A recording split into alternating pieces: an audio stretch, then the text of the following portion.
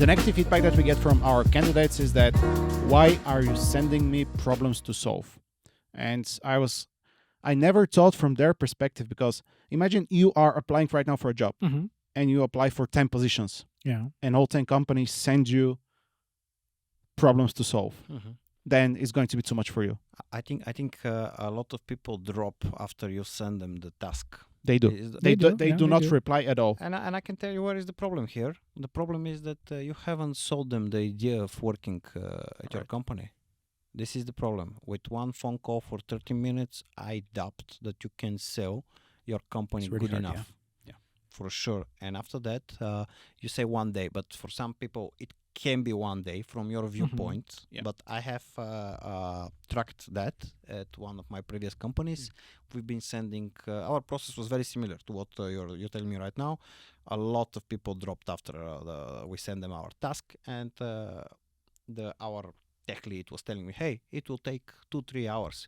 It was taking him 2-3 hours because he was very proficient, and he's one of the best in his sphere in Bulgaria, like hands down.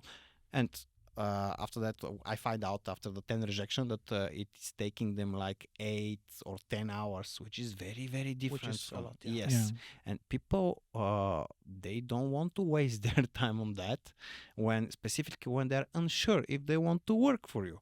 So if I was to suggest you something different, I would say, do the phone screening.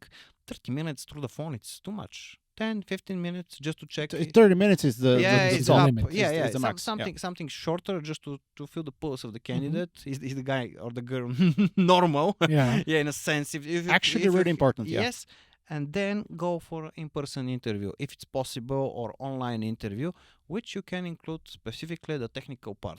You don't have to do 1 hour talk of, like people, HR talk, if the guy is not for a manager position. Then you can separate it on two, but you can have, let's say, 1 hour, 1 hour and a half session. On that session, of course, you're selling the idea of working here. You're also evaluating the candidate. And after you've had that session, you can send the task, but also I would give another option to invite the candidate to give the candidate 2 options. One of them is to do the task online. The other one is to come here at your place and do coding stuff on like live coding. We've been doing that at the companies, and it works very, very well.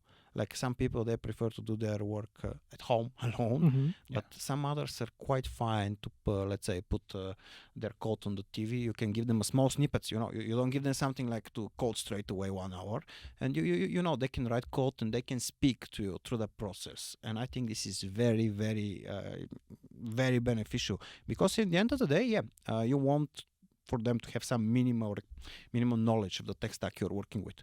Yeah, this is for sure. But you want to see how they think, how they solve problems, because you use it, solving problems, and you can do it in different ways. And if you can give them the 2 options, I'm pretty sure you'll have a better response rate, and more people will finish the interview process with you, which is your goal in the end. And of course, you want to hire people. The way that you have your process currently, I'm very glad that you share it with me. It's not very effective. And you said yourself that you're dropping candidates, and this can help a lot in improving it, giving people options to choose how to continue it, and maybe move one of the steps a bit further.